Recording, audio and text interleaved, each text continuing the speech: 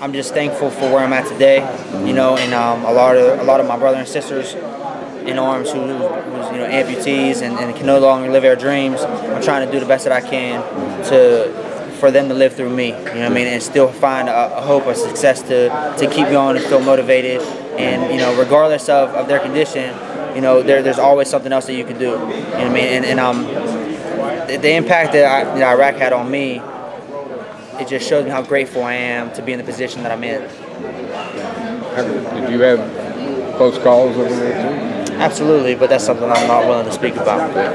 So when you're over there and you're thinking, I want to get back and I want to get this career going, what was it like the first few weeks after you get back? A lot of veterans have trouble adjusting. Yeah. Did you go through some of that? Absolutely. You know, I mean, when I was over there, the boxing was the last thing I thought about getting back to, because if I didn't think about my brothers in front of me, you know what I mean, that could be that chance that they get shot, you know, or killed. You know, so when I was overseas, that was my main focus, was being overseas. When I came back home, it was very difficult, because you figure you walk around with an AK or you know, an M4 for a whole year or more every day. You shit with it, you piss with it, you eat with it, you do everything. Yeah. You know what I mean? So it's like you're used to that. You know, you got mortars going off in the middle of the nights, you know what I mean? So you don't get a full night's rest. When you go back home, you're tossing and turning. You wake up startled all the time. You're reaching for a gun that you don't have. You know, I couldn't go to Walmart because there's too many people in there. I always had to watch my back. Even still to this day, I go and sit in restaurants. I have to sit facing towards the door. I can't sit with my back behind the door. And boxing is a huge outlet for me. Yeah. You know, there's thousands and thousands of people there that watch me fight, and it doesn't bother me until after the fight. When I get after the fight, and kind of like the high comes down, okay, because I'm ready, I'm anxious, I'm ready to go. That's when everything gets surreal for me, and then it's like, okay, Dad, I gotta go. Like, now I'm getting edgy, a little antsy, you know, and it's tough to deal with. Where do you go when you gotta go? I mean, I just get away from everybody except for, you know, the people who are close to me. You know what I mean? Because I have you know, PTSD, and that's something I've been dealing with here, you know, for about a couple of months, and I've been dealing with it the whole time. But I just found out about it. Big diagnosed with it now for just about a month and a half. So now, they diagnosed it.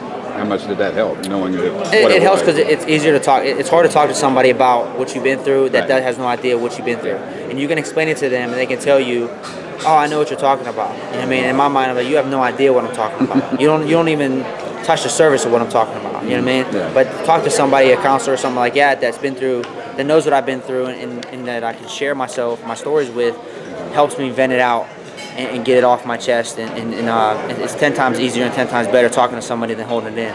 How much do you think? I mean, you could have been fighting all along. You know, being in the military took years, you know, off your career. Absolutely. Do you ever think about where would I be now if I had not done that? I probably wouldn't be here. You know, being in the military, the discipline and the things that I experienced, and you know, and how grateful I am to be here today and to do what I do. You know, I can only thank God, because, you know, there's a lot of guys around me that's not here today, and you know, a lot of things happened. It just didn't happen to me. It just wasn't my day, you know. And you know, I'm just blessed to be here, man. It's an honor. So the military discipline and everything, you see benefits in the way you box. And absolutely, absolutely. I mean, you know, there's no quit, there's no give up.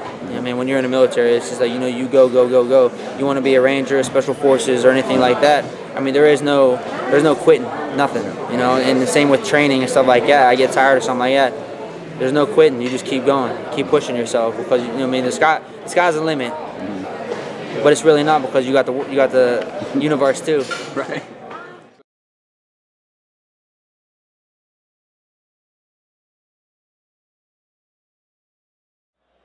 What's better than watching sports with your friends? Watching sports with your friends for free. Now there's a way. Catch free live sporting events, movies, and TV shows all on demand in high definition. Tiger Stream. Stream like a tiger.